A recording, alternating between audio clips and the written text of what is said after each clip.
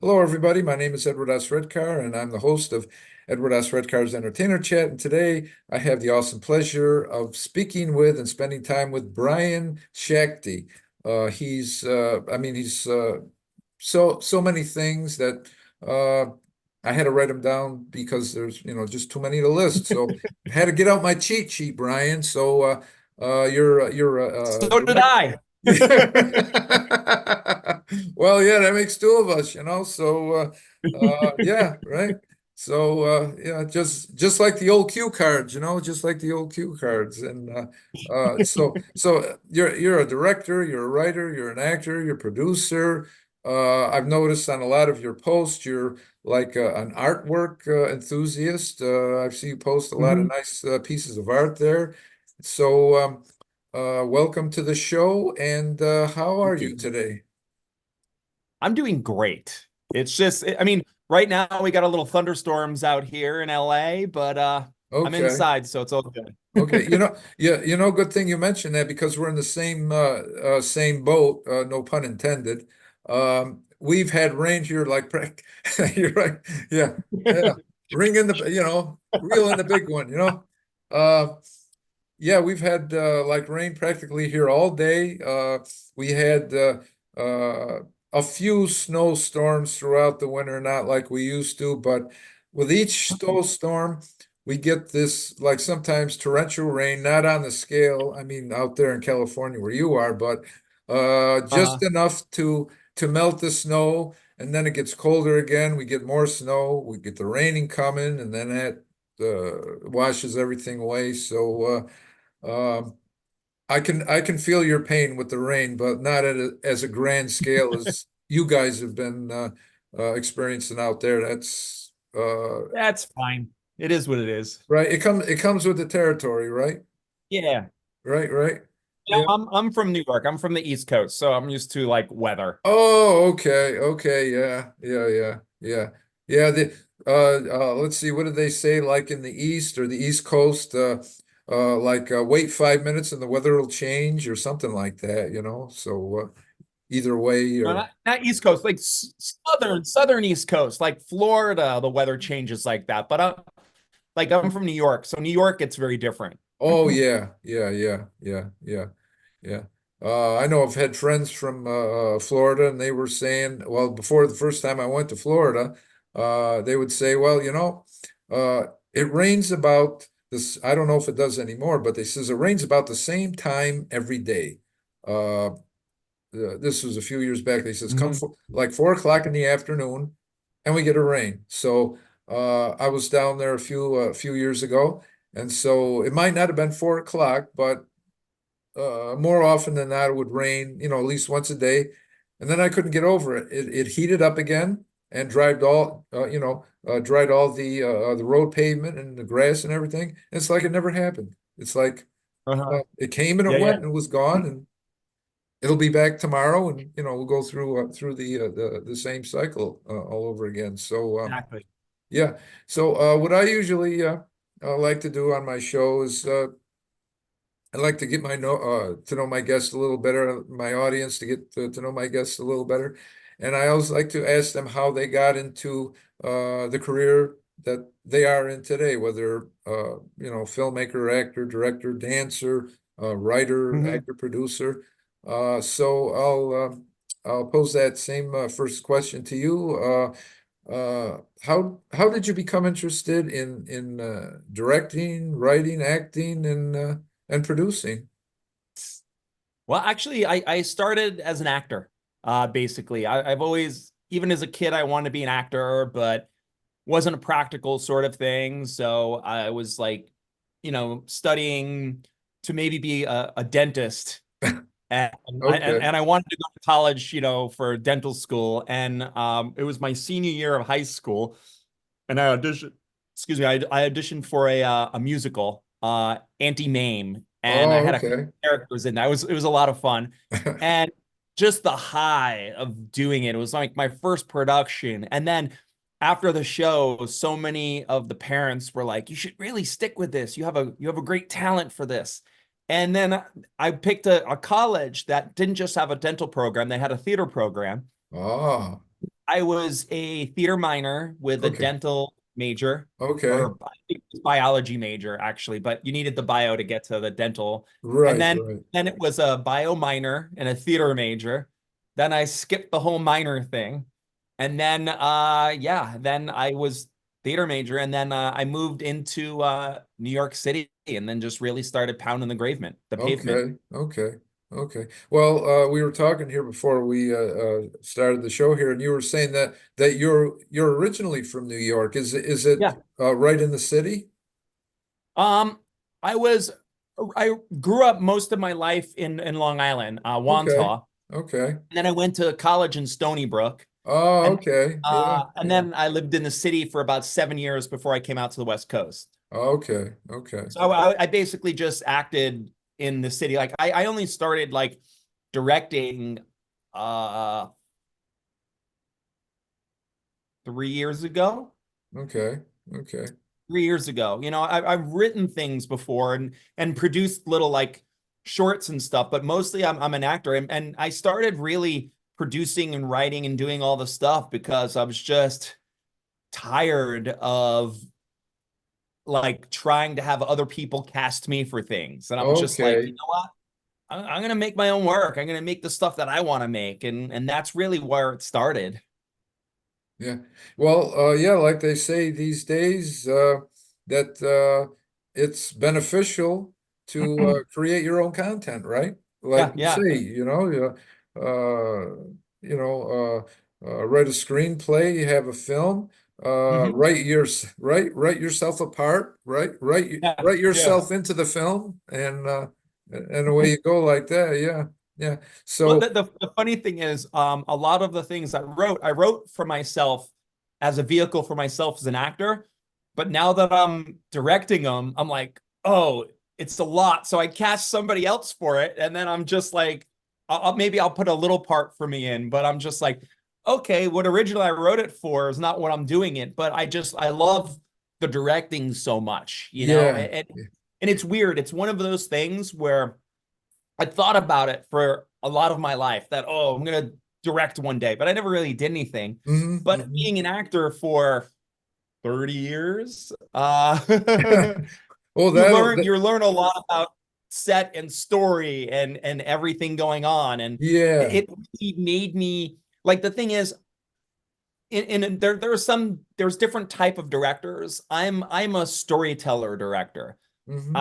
You know, I don't know if anybody would say different things, but yeah, I'm a storyteller director where like I focus on the characters, I focus on the emotions, I focus on like the beats. Hmm. Hmm. I don't know much about the camera. I'm not a person on the lighting. I know what shots I like.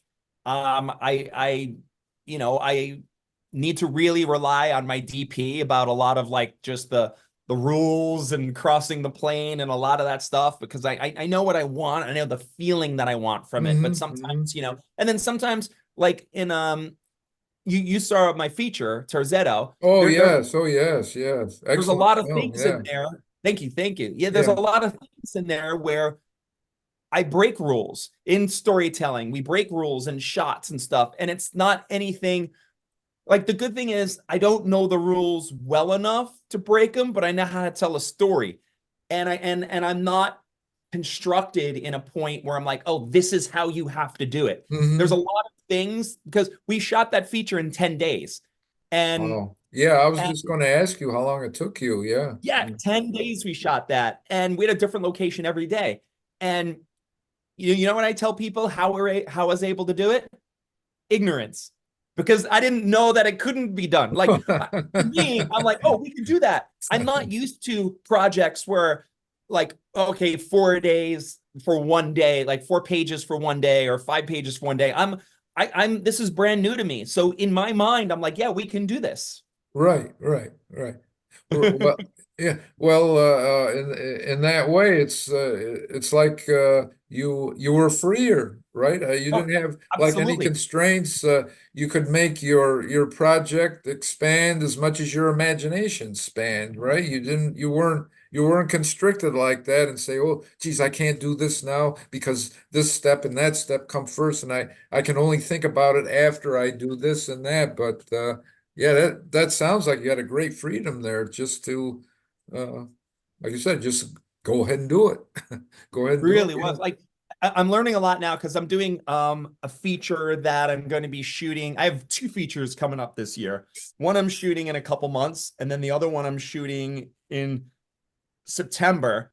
And that one is a like a $1.2 million budget. So that one, the budget's bigger. We have 22 days allocated for Oh, shooting, okay. You got which lots of time then. I have Yeah. lots of time, but also to some directors, that's not a lot of time. To me, I'm like, wait, that's double the time. Like Right? I do so much in that, you know, Right. and so I might have so much time, I won't know what to do with it. hmm Well, I don't think there's any danger in that because there's always things that come up that eat up time, right? No, Like exactly, the exactly. most unexpected things can happen up, and like you say, well, I got a lot of time, and it's like after something happens, oh my God, I wish I had more time. I wish I had like another week or another couple days or something.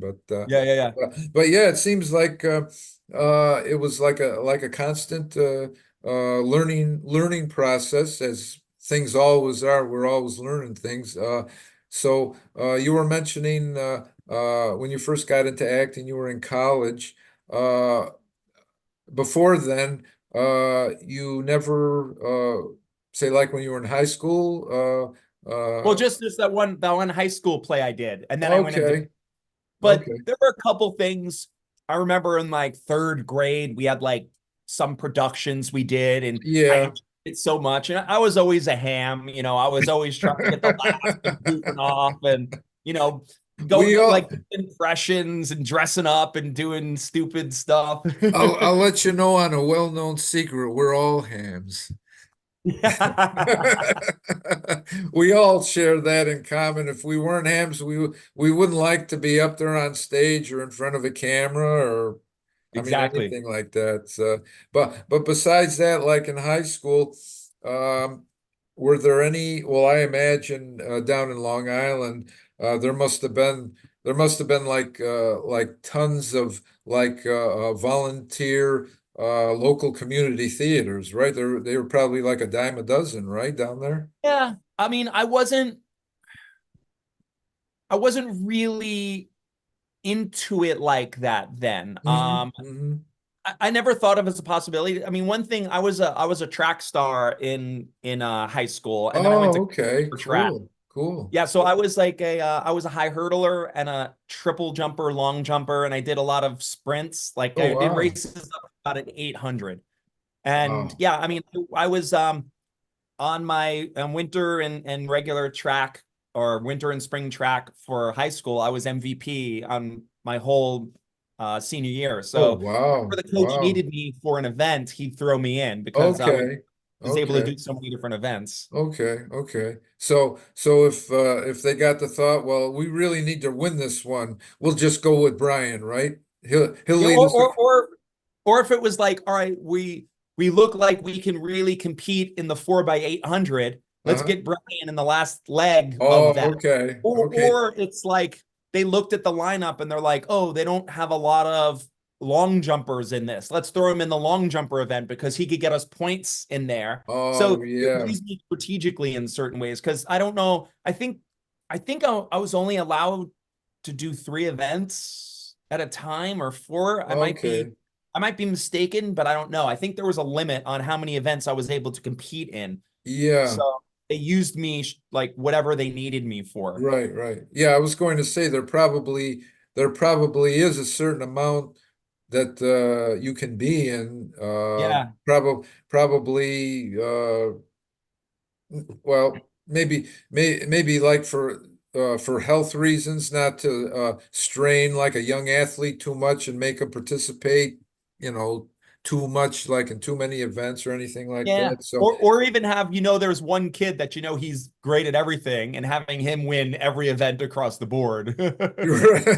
yeah, it's like give somebody else a break, give somebody Exactly. else a chance. Yeah. So then you ran like cross country too, right? Like in the Oh, I fall. didn't I didn't do cross country. I just did the longest distance basically was like an 800, which was like a Oh, half okay. mile. Okay. Okay. Yeah. That Yeah. was like that was the I wasn't long distance. It's funny now, to keep in shape, I run 3 miles every morning. So Good. Good. So Yeah. that I keep up. That's the longest distance I run. I'm used to be a sprinter. I'm not like my body's not like that. But about 8 or so years ago, I realized my metabolism's slowing down, and I realized how lucky I am for having my metabolism to slow down when I hit 40. So Right.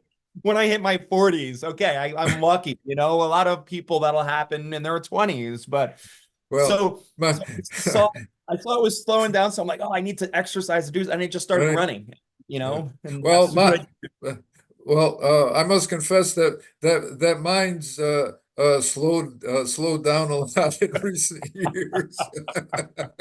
It's like I think to myself, I said to myself, I did this and that and this and that in my 20s, and I come home, after working or do something else, and you'd eat dinner or something. Okay, well, okay, now let's go do this. And it's like, where the heck did I have the strength to do all that? And Yeah, then I got to remember to myself, well, geez, it's like you were only 25 back then. I mean, why wouldn't you? Why couldn't you, do that?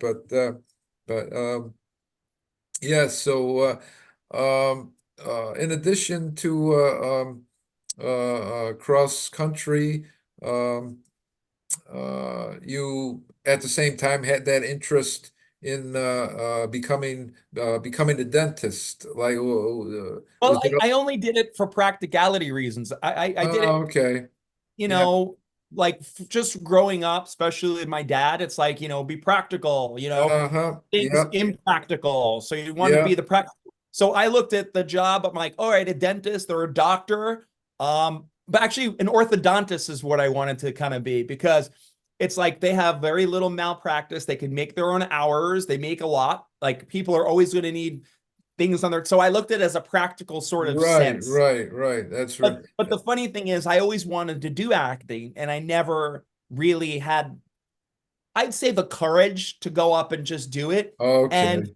once I started really excelling in track, it gave me the identity of being a track star. And Okay. it's like, oh, I have an identity. I have confidence in myself, Hmm. and that gave me the confidence to audition for the school musical, the Okay. last musical my senior year. So that Okay. really, track helped me into going on that and Oh, building the okay. confidence Yeah. and me Yeah. needing to be knowing who I am. Yeah. Because I was Yeah. always part of all different groups. Yeah. I was a part of this group, but I wasn't really like in one group in a sense. Right, right, right. See that all goes back to the like the mentality when they were saying that, sports is okay for sports itself, but sports also teaches you a lot about life, right? And Yeah, also to realize things about yourself, just like you were saying, being a track star gave you the confidence, so that helped you in later life, absolutely. having confidence on the stage and everything like that. So, yeah, just like myself, when I was growing up, like you were mentioning before, when you're growing up in elementary school, you got the school plays and this and that. And the time came for me, I was about probably 12 or 13. I was in junior high. Um, the English teacher we had, she was like in charge, say, of like the yearly play or like the yearly skit. And so I can't exactly remember how it went. I don't know if like three of us or whatever volunteered, or she volunteered us because she needed people to be in the play. But like ever since then, I was bit by the acting bug, and that was it. Uh, Hmm. didn't pursue it right away. Had a career as engineering technician for years and years and years. But I always had that in the back of my mind. But just like yourself, when you first get a taste of that, you got to have more, right? You got to have Yeah, more. It's yeah. like, bring it on, bring it on. It's a So curse. It's a curse we have for our lives. We can't it's get a out of it. it's a blessing and it's a curse. Yeah, it's like the two two Mhm. sides of the coin, different sides of the coin there. Because But it's like, what else are we gonna do? I'm getting up in the morning. Let's see, what do I feel like today? Oh, I know, I feel like acting today, So okay, I guess I got a reason to get up in the morning or something like that. But a good reason for you to get up in the morning is you were just starting to talk about your road to Terrazzetto Mhm. film, and let me just kind of elaborate a little bit more on that. Your feature film, Road to Terrazzetto, it won Best Feature Film at the 2023 Hollywood Boulevard Film Festival. It won the Best U.S. Narrative Feature Film at the 2024 Chandler International Film Festival in Chandler, Arizona in January. I had to get that shameless plug in because both you and I, I had to fit that Chandler. in, right? I had to fit that in somewhere. And not only that, but you won the best director for that same film at both the 2024 Boston Indie Film Festival and let's see, I'm not done yet. And the 2023 Chicago Indie Film Festival. So, with all those laurels to your credit, uh, tell us a little bit more about the story of your film. Who stars in it? Um, Mhm. well, you've already touched upon how long it took to shoot it, Yeah. Well, and if you could this is the about thing. We've about. gotten into a lot of festivals. That's all even not on IMDb. We have a total of 19 awards Oh, that's for this great. already. That is Yeah. great. Yeah, yeah, yeah. And with distribution, and it's going to be released on Amazon and iTunes on April 5th. Oh, that's great. That's absolutely Mhm. great that yeah, now that you got distribution, now it can really take off, Yeah, and exactly. it was doing Exactly. great in the film festivals, but that's what you strive for, right? Yeah, To yeah. to get a wider base, to get more well known. Yeah, yeah. Mhm. So you were saying that it took you what, 10 days to shoot it? Yeah, You 10 said, shooting days. And the funny thing, so me and the three lead actors, Eddie Vincent, Sean McNabb, and then Kevin Sinek, the three of them and me were the four producers on the film. uh-huh. Eddie Vincent's wife, Chris Vincent, she's the executive producer. Uh, So basically, five of us were producers on the film. And it's funny. So the 10 days started where, and we're all mostly actors. Like I probably have the most experience in producing, but I've never done a feature. It was like way over my head or just like directed a feature. I directed one short before this feature. Oh, And wow. and I was an actor in an ensemble in it. So it was very challenging. And I wanted to kind of shoot something where I wasn't acting. All right, so I'll go to the how the origin story of this Okay, started. okay. Um, Eddie was they were Eddie and Chris. They wanted to make a couple of short films, and he wanted to do a short. And the three actors that are the leads I mentioned, they did a. We were all in the same acting class together, and they were doing working on Boondock Saints. Mm-hmm. So they Boondock Saints, so Boondock Saints. So they were working on Boondock Saints, and they really liked the chemistry together. So they were going to do a short like that, and I'm friends with them too. So Eddie's like, let's just do a film with all four of us together, a short film. And I said, I would love to do that, but like really, stories with three actors work a lot more dynamic than stories with four actors. So I'll direct it because I directed because he saw my short and he loved it. I'm like, I'll direct it because I want to experience me not acting and Mm-hmm. just the experience of directing something. And he's like, oh my God. So we got really excited about that. And we had our first production meeting and just like talking about the story and the script. And we already talked some ideas and everything in there. And he's like, all right, like I want to do like a half-hour short film. And I said, I don't think it's a good idea. I think either we cut down to like a tight 14 minutes. If you want to do a half hour, we do a pilot and we sell it as a pilot, or we push it to a feature if we're going that far already. And he's Mm-hmm. like, I don't want to do a pilot for anything. And he goes, all right, let's do a feature. I'm like, all right. And all of a sudden it's like, oh, we agreed to do a feature film, and then momentum started going, and then it's funny, like I'm not a line producer, or I've never scheduled anything. And he goes, so how many days you this is how we got it. He goes, how many days do you think we could shoot this? I went, I don't know, 10.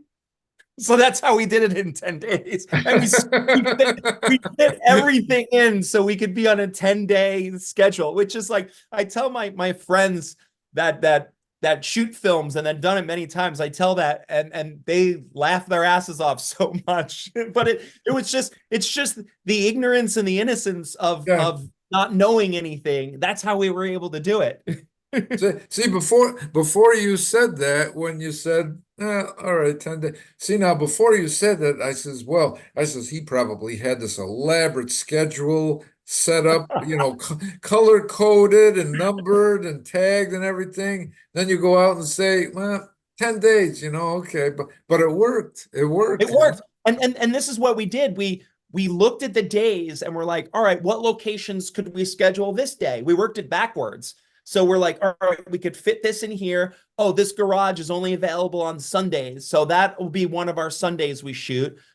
This I can get on a Monday. So we could get this location on a Monday. Like there was the one place that they played the poker. That was actually in a poker room that I knew that I can use. So I wrote that into the movie just so I could Okay. know to use that location. So there were specific days on some of them, and then we kind of fixed. We had everything in between, and then I was at home, and this is how like archaic I am on figuring out together. I just had all the scenes I had in index cards, and then I had 10 cards, day 1, day 2, day 3, and then I just kind of like I pieced them all together. And then I did things where there were some locations that I'm like, if we had some hard outs at some location. We actually didn't go over 12 hours.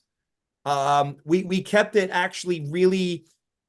We didn't want to overwork anybody, and Hmm. did it by like union rules. We really kept it Right. tight. We did one day, and it was one of the days in the desert. We pushed to 13 hours. I was just going to ask you about the desert scene. Yeah. Yeah, so that location we actually had for 2 days. Okay. Okay. Okay. But yeah, so I had scenes at the end of the day. I'm like, okay, if we can't get to this scene today, is there any of these other locations I can cheat it to make it look like it's here?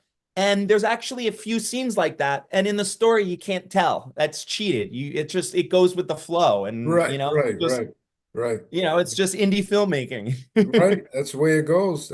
So how about like you were, excuse me, you were saying that you had that scene in the desert that you worked there for a couple of days. Did you have any trouble with weather? Like, did you get rained out any? Always the So danger of working outside, you're at the mercy of, we got lucky on so many fronts across the board. We shot this in what year is it? 2020. We shot this in January 2022. okay. And in December, like November, December, that's when the Omicron kept coming. Like that was really hard. So people were, it was tough. And, it was a really tough situation to have that happen. We lost one actor because he got really bad COVID. Okay. And like, yeah, it was, yeah, he got really sick. So we did lose, I mean, we lost him on the set, not, lost them. But Yeah. we had to recast him, and that was like 3 weeks before. And during shooting, on day 5, one of our ACs, when she went home, she wasn't feeling well. So my AD, she just hired another AC to come aboard and do it Hmm. on the Yeah. following. What else are you going to do when something like that happens, Yeah, I mean, turns out she didn't have COVID, but she wasn't feeling well. We just wanted to be safe and make Right. sure, Well, yeah, So, better to take and those then, precautions than to take your chances like that because exactly. you don't know, it's going to develop. Yeah. One thing I want to know that And then we one. had a very small crew. We had about, Oh, is it? No, Oh, no, I go was saying ahead. we had a very small crew. We had about 11 person crew. Yeah. And what we did, like we got really lucky in weather because sometimes it rains in January. Um, we had every day in January we had an overcast day, except for one of the days where we have, I don't know if you remember, there's a shot on top of the hill with the motorcycle and the sunset coming down, where Mm-hmm. he's smoking the cigarette, the sunset behind him. That Mm-hmm. was the only day that we actually had a clear day. And that was the shot that needed that sun coming in. It was just Right. the weather. We got really lucky with the weather. Everything just went perfect. I It's guess you did. I guess you and did. everything went perfect too with like us shooting this during like Omicron, this shooting this during COVID. And then I remember on day 10, it was it was so interesting. On the last shot of the film was actually I had a small role in it, as you know. Yeah. And that we didn't plan it out like this, but it turned out that was the last thing we shot on the whole production. So I basically was able to be like, all right, I'm just going to be the actor right now. And I did it. And I remember right after I did my takes, my AD was like, do you want to call it? And I said, call what? And I was like, um, we're we're wrapped. And then she's like, and then everybody kind of clapped and everything. Yeah. And I remember the feeling, I had tears come out of my eyes, the feeling, the chills that came. I was like, Right. I can't believe we Right. pulled I this did off. it, or We we pulled did it it, off. right? Holy cow. Yeah. One thing that I want to ask you about is when the guys encountered those two girls and spent the night with them in the hotel. Oh, yeah. The girls on the side of the road. Yeah, had you worked with either one of them before in any other projects? No, no. Actually, there were three girls there. Hmm. There was the one main girl who had the most lines. She was like, she's the one that left with the biker guy with Sean, Yeah. and she actually worked with Eddie before on another project. So he Oh, did okay. her in another project. Um, but the one girl who, which character? Yeah, one of the girls, it was like so hard to cast. We had so many friends. It was like that was the hardest role to cast in the whole movie because we had so many people drop out that the schedules didn't come. And then we had Frankie, who was the girl that played it.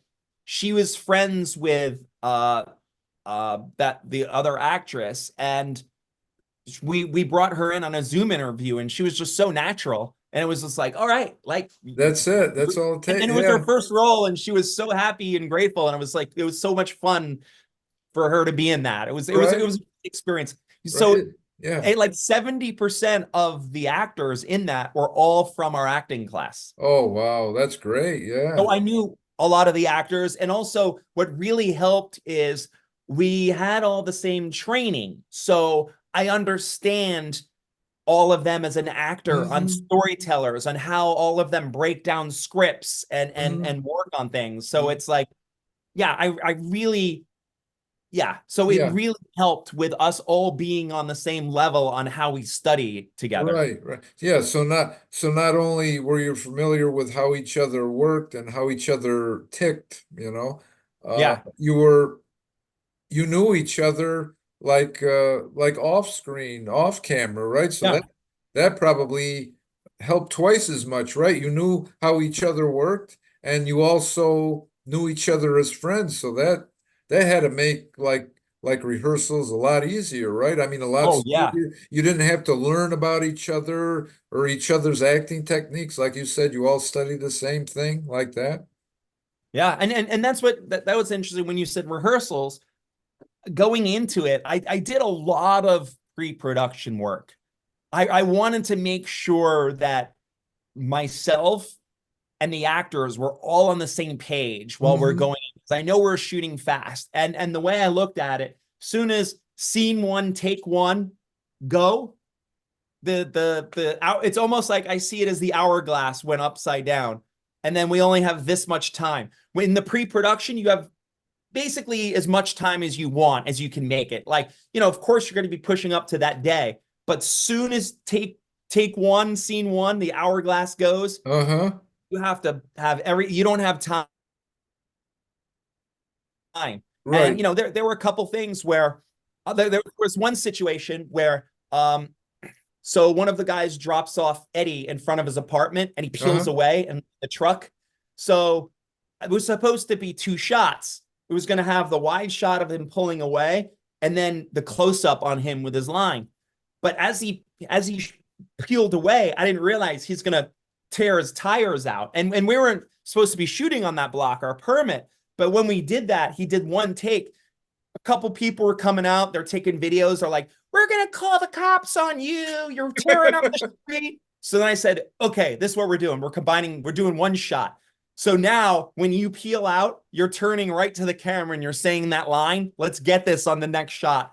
I think we did one more shot and we got it. We're like, let's get out of here. You go this way, we go this way. So Yeah, let's get out of town fast. Let's kind of exactly. before the Actually, I think we did two takes because one of them that it was slightly off, but yeah, we got it. okay. And Okay. then we shot it in 6K, which actually really helped because there were a couple, there was like one scene for, let's just say for coverage, right? When the goons go to visit the secretary and they have the pliers there. Yeah, Uh, yeah. I realized I didn't have a shot of the pliers. So what we did was in one of the shots in the wide, where it was the two shot where he's about to use them, he does this. Because we did 6K, I kind of went really tight, was able to get the close up. We reversed the shot because it was like it was coming up. So we reversed the shot so it looked different. And that shot was actually two shots later in the wide, but you didn't know because we reversed it and went zoomed in on it. So that was a way where like the 6K actually saved us. Right, right, right, right, right, right. Yeah, I know. I remember you at when we were talking in our group one of the different days, Chandler. There, I remember you mentioning about 6K, about Mhm. filming in that. So, like in all of your future projects, is that sort of the average that you'll shoot in from now on, like 6K or? I do like 6K. I know a lot of DPs don't because it's like they want to have it in the way they shoot the original thing and what they're doing, but like it's a really good safety mechanism and it actually really creates a couple things too that you can really play with. You have 2K to play with because nothing's going to really be the most things would be sent in is 4K and really Yeah. everything's really sent in 1080 anyway for the most part. Yes. Yeah. So Right. Right. Right. Yeah. like I mean, we had the one scene with Jack McGee who was in it. Jack McGee was our biggest name in the movie who played the dad, and we had a oneer, and we just had it going down with a monologue, and the monologue was too long, and there were a couple things that didn't work. But with the 6K, we were able to just kind of punch in different levels on it, mhm, and it mhm. it worked. It worked without having to transition or because I was like, oh, how are we going to do this? Because it's a oneer and it didn't really work through. But just by cutting and having just different frames right there just really worked out. Yeah. Yeah. Yeah. You were talking about the motorcycle scene before. Now, Sean, Uh-huh. I imagine that he's like an avid bike rider. I mean, Oh yeah, yeah. he seemed to be very at home on that bike, Oh yeah. you I know? mean, basically a lot of the characters were written for the like that was written for him. You know, Okay. like the three leads, those characters were written for them. Um, Basically, most of the characters that were cast in there, the actual parts were written for them. Oh, so then,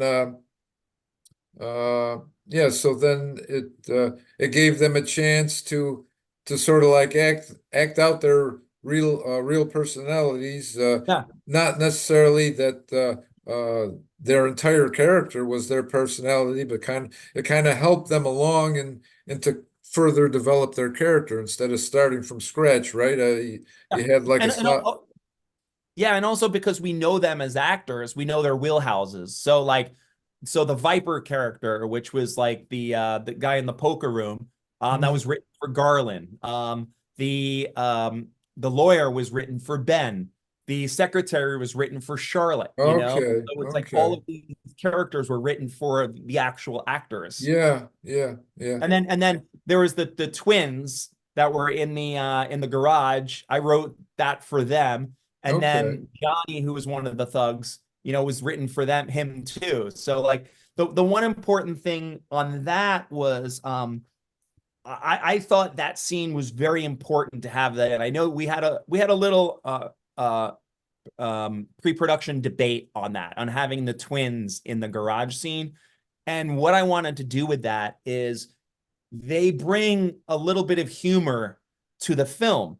And sometimes you're watching a film and it goes halfway into the film and then there's a couple funny parts in it. And it's like, oh, this came out of nowhere. I don't know if I should laugh or not.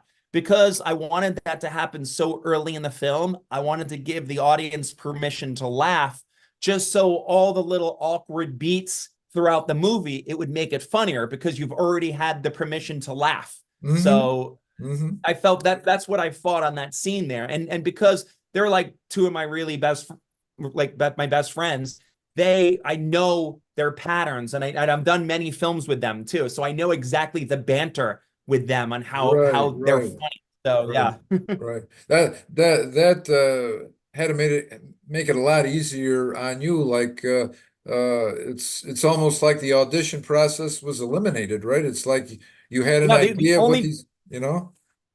exactly the only part we really auditioned was the one girl on the side of the road. And Okay. actually, we did have an audition for one of the guys we did lose, who Chris Bruno came in and played, and he was incredible. He was with the one thug that the first one that took Eddie in the beginning, and they Hmm. were arguing, you know, at the end and everything. So he was great. He actually helped us with stunts too on the fight we had in the bar. So Oh, he's a okay. stunt guy too. So he really happened to be there, and he came in and helped us out, which actually was so Yeah. amazing and grateful on that. Yeah. Yeah. No, that really came in handy there because like Uh, well, most indie films, it's that people have to say like double or triple up on their duties. Yeah. Not only acting, but yeah, if you got somebody that knows like fight choreography as well, I mean, that's uh, Yeah. And that I also had a friend. She moved out of town and she worked for a company that had the broken glass. So she gifted me two of these breakaway bottles. So I had them in my storage. I'm like, oh, we got to use these. right. So we had two takes to where the bottle goes over the guy's head. You probably said it to everyone. Now these are from my personal collection. Use them sparingly and make sure you use them the right way because I don't have any more than these two, right? Yeah, we had to make sure, but and it turned out perfect. Oh yeah, yeah, it really did. It really did. I'm Ira Waxman, John Smith's lawyer. You each got a letter. John Smith's is your estranged father. Obviously, the three of you have different mothers, so makes you half brothers. Yay! Last will and testament. My sons John, Robert, and Lawrence received my Palm Springs estate, my art collection, and $250,000 each. He is actually not dead yet. He wanted to see you guys together before he passed. I always thought about what I'd say to him when I saw him again. Now you have that chance. You know, it's always fun tracking down a scumbag. What do you want? It's not what I want, it's what Viper wants. Who was that back there? I owe a little money. How much? Let's just say this inheritance can help straighten things out. Going to see my dad. Your dad? He's a handful. Yeah, we know. I know I haven't done right by you kids. No boys deserve to be treated like that. I just want to let you know that the key to your happiness is behind the road to Terzetto. Road to what? To Terzetto. Should we all ride together? Have a little bonding trip? Brothers. We're brothers. Can you boys give us a ride? Yeah, sure, hop in. Here's the brothers. Here's the sisters. All I ever wanted was for him to tell me that he was proud of me. If he knew you, he definitely would be. Looks like Mr. Johnny just came in for 250,000 large. You need to go out there. What are they doing here? You think they're following us? I don't know, but I don't want to find out. So what are you, the hole master? Charging us to dig in the holes? Yeah. Come on, man, we gotta go. I gave you 24 hours. And we're long past that deadline. Guys, everyone has a gun but me. Like that. Safety scissors. Yeah, yeah. Another continuing about the Chandler Film Festival. Another film that you had a screen at the film festival, Foreverland. Yeah.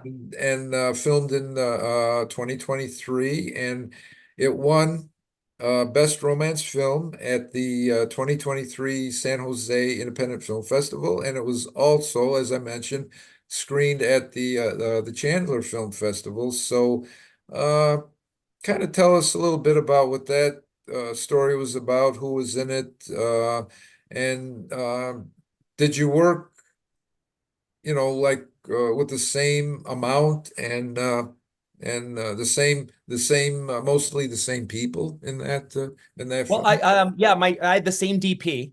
Okay. So worked with, and then my DP, he has a lot, and I'm actually friends with a lot of the guys he works with now too. Okay. Okay.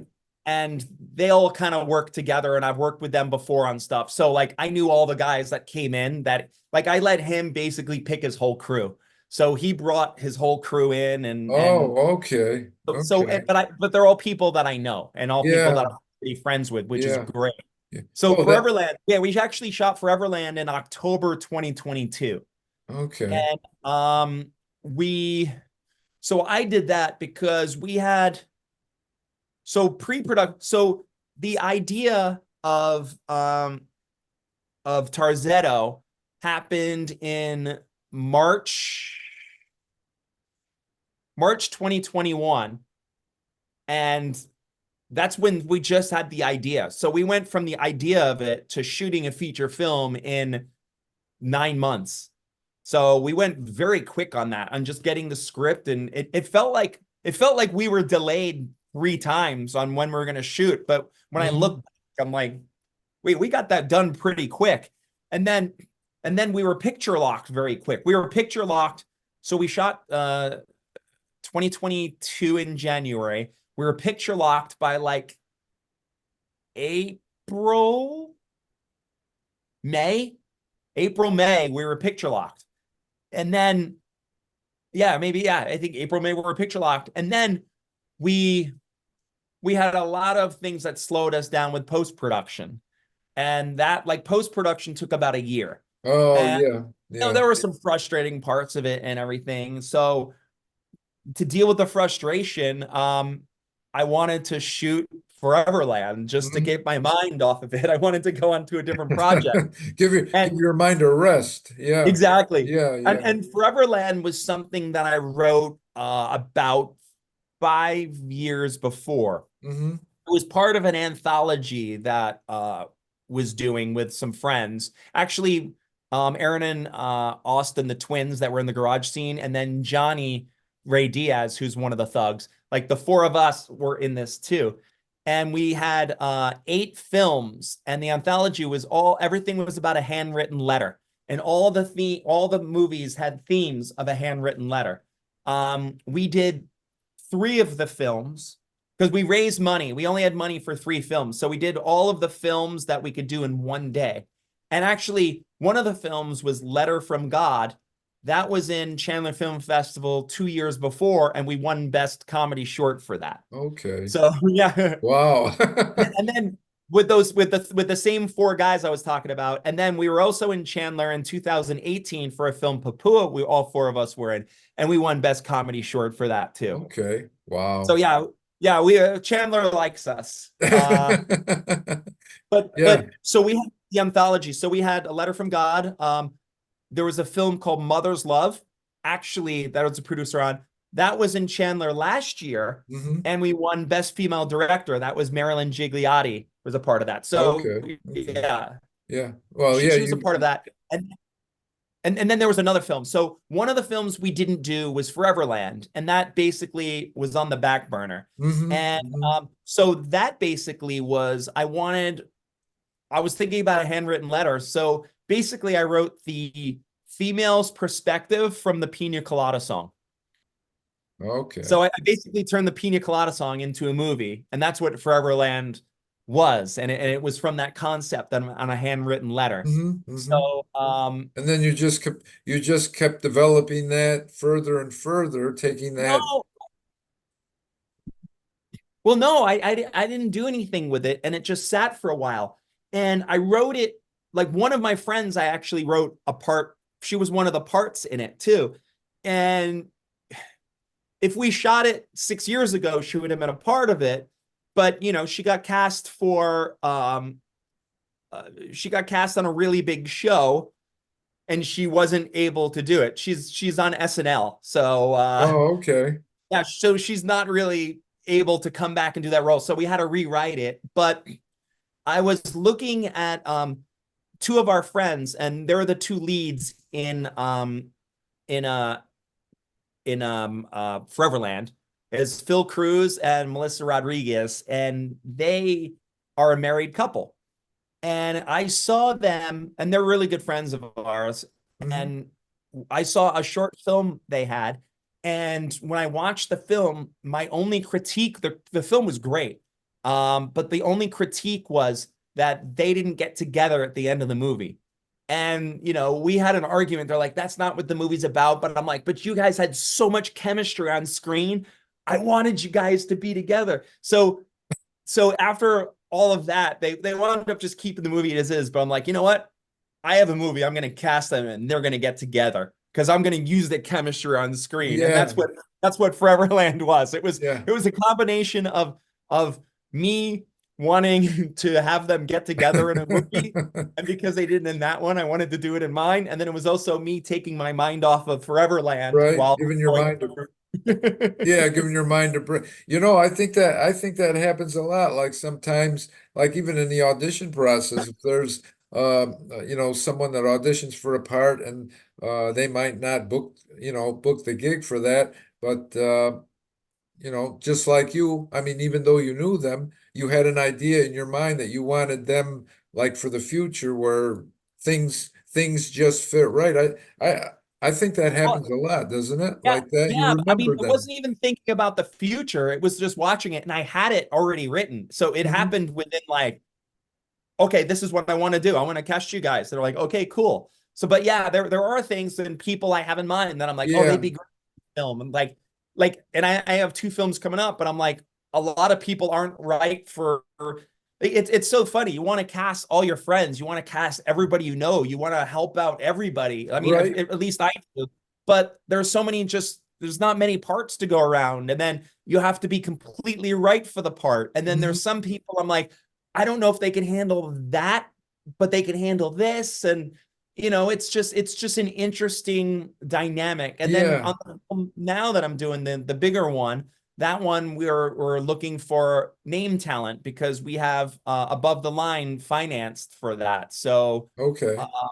because of that, then we'll be able Uh-huh. to have a film with some so we're making offers out to actors and people Right. like so. The financing for that is a portion of that like through like public funding, say like a crowdfunder or anything like that, or Oh, that actually our distribution people for Road to Tarzetto, they're signed on as our sales people for my next film, and they're financing the above the line talent on that. okay.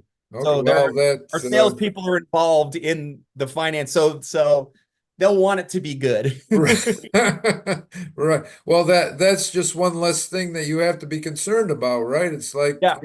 the funding side of that. I mean, that's taken care of, so now you can concentrate more on the artistic side, on the art side, the Exactly. directing and the producing side. But yeah, you're talking about different actors that can or cannot be in a film, either because uh, they're not the right fit for it, or like otherwise, like your friend there, SNL, that's on SNL, that they've got other things going on in their career, so that sort of must be like a juggling act, right? It's like, who's available, who do I want, but they're not available, and who's available that I'd have to think about it if they're like the right match. So Yeah.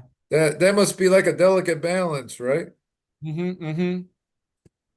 Because yeah, like it's like not everybody is available all the time, so you so you sort of have to skate that fine line about who can I get, or if I can't get them, who else is available and things like that. But Exactly. yeah, Exactly. but along those lines, like you've mostly got your crew uh, pretty much taken care of, right? I mean, like you were Oh saying, yeah. you go from project to project, so it's like the technical side is like totally taken care of, right?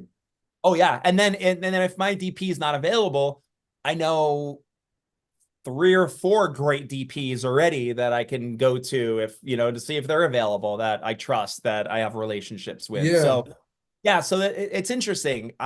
Just in the last 3 or 4 years, I feel like it's weird. A lot of my friends were mostly actors, but up into the last like 3 or 4 years, like I'm friends with a lot more people in the industry, just around, like in many different departments, in Okay. production, behind the camera, in front of the camera, producing, distribution, sales. Like, just I'm learning so much in so many Hmm. different ways. Hmm. It's really just like a crash course and stuff. Right. Right. Yeah. Even though I'm older and I've been in the industry for a long time, it's still I still love learning, and I still feel like a child, just like taking this all in, A lot of times it's that way. It's like you're doing things that you don't have any exposure to before, and it's constant. Yeah, it's constantly learning. Just when you might make the mistake of thinking that you know all there is to know, something comes along and bursts your bubble and say, "Well, geez, I didn't know about that." So I Uh-huh. guess that's something else that I have to learn. So, I mean, in everything you do, like the producing and directing and the like the minor acting roles that you insert yourself, like you were mentioning, like towards the end of the movie. Um, do you ever? I mean, you got so many projects going on, new projects and distribution, and everything. Uh, do you ever envision maybe that one day that you would like to return like to acting, and like 50-50, 50% Oh, acting, I, 50%, you know? I'm probably there right now. I do a lot of acting work. Like, I Okay. have I have about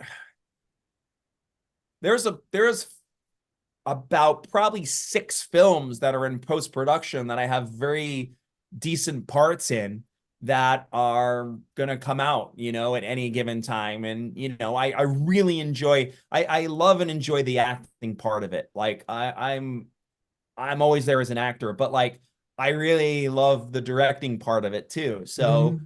Hmm. I'm probably at about 50-50 right now anyway. As Okay, okay. Yeah, because I was going to ask you if you've done acting in recent years, but yeah, I mean that seems to be like a nice balance, 50-50. Yeah, yeah. You're involved in both sides of it, both sides of the camera, which both sides of the camera that you enjoy working on, and uh, Well, it seems like you're on a roll now, you know, I mean, with your Yeah. projects and distribution, satisfying the acting, you know, the acting side of you and yeah, and yeah, I wish you nothing but success uh for your career, both acting wise, producing wise, and it's really been an extreme pleasure talking with you today. Yeah, thanks, man. I've been looking forward to this so much. I mean, everybody out there, I was just saying to Brian, I says usually a lot of times I'll meet somebody first, uh, an artist first, like on Instagram, and then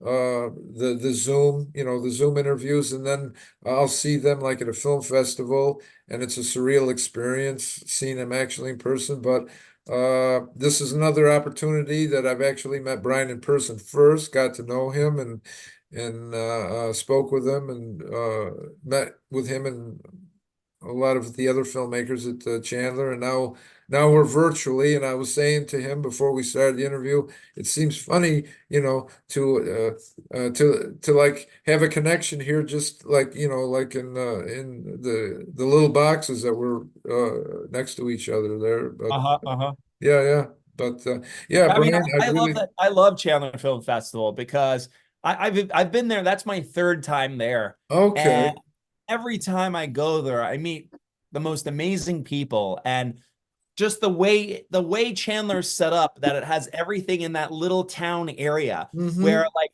I've been in festivals like in New York and even just in LA, and sometimes it's like so spread out, it's hard to really connect in certain areas. But It Chandler, is. where else It are you gonna is. go? Like that's the heart of the town right there. Yeah. And not only that, but like all the networking Yeah, events aside from all the screenings, exactly. it was like, I mean, it was like all within walking distance. I thought that was amazing, it's Yeah. like But you yeah, like one of the guys who spoke there, he was talking about distribution, Spiro. We've already hung out about 3 or 4 times down here in LA. really. Yeah. I know you usually you go to some places and it's like, well, the like the networking venue is like here and here, and it's like, well, let's see, we got a call for an Uber now so that we'll get there in time. But this here, it's like, and the weather was great for it Oh, it's there, wasn't beautiful. it? Beautiful. No, it's like, I mean, I think they might have had like maybe rain like before the festival sometime, or like not so Maybe. great weather, but like the first day that I got there, or really like for most part of the first few days that I was there, it was like cooler, well, for Arizona standards, 50 or 60, but When uh, did you guys get there? Was it on? we got there the our group got there like the 24th and the 25th. Some of us got there like What day of the week was that? that was like Tuesday. I think it Oh, you was guys got there. Okay, because I got there Thursday. okay. Yeah, I think we met some of you guys at the it was at the barbecue place on the Thursday night. yes. Yeah, But that's when then that yeah. Yeah, yeah, but that's then throughout like, the days, then, hey, I remember you over there. Hey, what's up? How's it going? Hey. And then I loved how on the last day we were just like, oh, let's go over here. We ran into you for a couple drinks at the bar right. before we went to the airport. That's that's right. That's right. You were on your way to the airport. That's Yeah, right. yeah. Yeah, because you were getting ready to leave, and yeah, we let's see. I think a few of us left maybe a few days after that. We caught like a plane like the next day. Most of us like left like a day before, Yeah. but few of us, kind of hung around and chilled, and just like took our time getting back and things like that. But Mhm. no, I saw some of the group is at a film festival in Florida right now, right? Or are they this past weekend? There's the one that comes to mind is Sunscreen Film Yeah, that was Festival. it. Sunscreen. Yeah, yeah, yeah. Yeah, that's going to be later in April, like around the Oh, 20. that didn't happen. Oh no, the one in St. Petersburg, Yeah, Florida. yeah. Sunscreen. Yeah, Oh, I must Sunscreen. have saw an old picture then. Oh, that maybe, yeah, it was probably an old picture, but this year it's like April, if I got the dates right, April like 25 through 28. It's Got it. towards the end, yeah. Hmm. Yeah, actually this will be my second year at the Sunscreen, but it was my Hmm. first year at Chandler. I absolutely loved it. Hmm. But yeah, Sunscreen is a great festival too. Uh a lot of Yeah. screenings and network opportunities. I mean, just like Chandler. Actually, Chandler. That was my very first time to Arizona. So I mean, I really took all the Oh, weather in there. nice. I says I love this. I was a Uh-huh. I says I could definitely get used to this. Arizona, California. It's like, you know, I've lived in like the cold regions. Well, just like you did growing up, and it's like, nah, I says, I don't think I do cold anymore. I don't think I do cold so much. I don't think I do too But well with, you know. just so you know, Arizona from probably about May till about September, October is 115-degree weather. It's hot. It's unbearable hot. Well, we just got there just in time, I guess. Just Yeah. in time for the next for Well, the he next. usually has that in January, that festival. Yeah, that's a good time. Yeah, that's a good time to have it. Well, this is the Yeah. funny thing about the festival. So I was at the festival in 2022. So we wrapped Terzetto on Uh, a Tuesday night at about midnight. And me, the twins, and Johnny, the next morning at 8 a.m., we drove out to Chandler Film Festival for our movie Letter from God there, where we won. So in the same week, we won Best Short there, and I wrapped my first feature film. And then within the turnover of wrapping that and then leaving to hit the road was 8 hours. wow. That's what you call a whirlwind tour right there. Yeah. Holy cow. And Wow. the cool thing about that is a lot of the guys after the feature, they had that week of depression being like, oh, like, what are we going to do now? Because it was up into that. I Yeah. didn't, I didn't really get into that because I went right into a film festival and then went right into like the whole networking and Chandler. I didn't get a chance to sit with that right there. Right, right, right, right.